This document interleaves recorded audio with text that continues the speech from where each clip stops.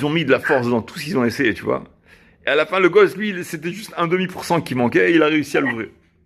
Donc en fait, quand on fait des efforts pendant des années, des mois, des semaines, des jours, à la fin, ça tombe. C'est ce qu'on dit dans la tfila. Regarde, tu posais la question comment se concentrer dans la tfila. On dit Ata honen le adam da'at. Ata honen, tu donnes en cadeau Chochma bina vadat. Donc ça, c'est un cadeau d'Hachem. C'est-à-dire, Hachem, il veut qu'on s'efforce. D'accord? Et selon l'effort qu'on va fournir, on va recevoir de la compréhension. Mais la compréhension qu'on va recevoir, c'est pas parce qu'on a creusé avec le marteau piqueur et on a réussi à approfondir. C'est pas ça. Du fait qu'on a fourni un certain effort, Hachem, il a vu qu'on était assez raoui, méritant ou quoi, tu vois. Donc il nous envoie, il nous émet la compréhension et on comprend. Tu vois, c'est ça.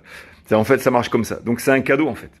Et c'est ça qu'on dit. L'un des trois cadeaux, c'est la Torah, qu'il faut faire des efforts. L'autre, Olam Haba. Et le troisième cadeau, c'est Eretz Israël. D'accord? Et donc ces trois cadeaux-là, il faut payer de temps en temps. Il faut passer à la caisse. Tashloumim.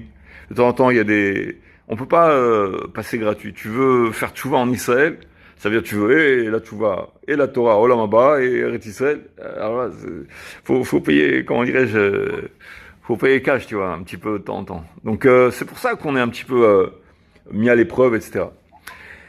Et donc aussi le fait que la tfila nous plaise, que la Torah nous plaise, c'est quelque chose qu'on demande à Hachem parfois. On demande à Hachem, on sent un ennui dans la Torah ou quoi. Et ça peut provenir de plusieurs choses. Ça peut provenir de fautes aussi. Ou d'un aliment non cachère que j'ai absorbé. Le Rav Yoram Berger Zatzal, il raconte qu'il y avait un Talmid Chacham, un Rav. Il est venu le voir à Netivot.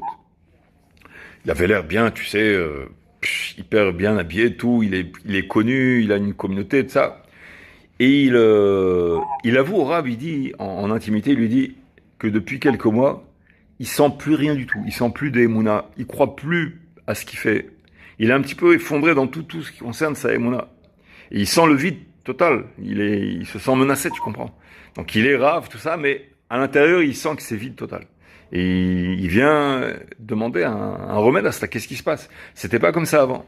Le Rav, il le regarde, il lui dit à un certain jour, tu as dit du mal du livre, le Tanya, du Baal HaTanya.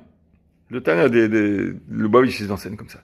Tu as dit du mal, et depuis ce jour-là, du ciel, on t'a fermé le robinet. Et ta tchouva, ta réparation, c'est de prendre le Tanya et de le lire innombrablement, beaucoup de fois, et ça va revenir tout seul. Et quelques semaines après, il est revenu, il lui dit que ça s'est arrangé. Quand il a pris le Tanya, il a commencé à le lire. Pourquoi? Parce que c'était, tu vas voir, la Mishka, il a dit du mal du Tanya, le robinet s'est fermé.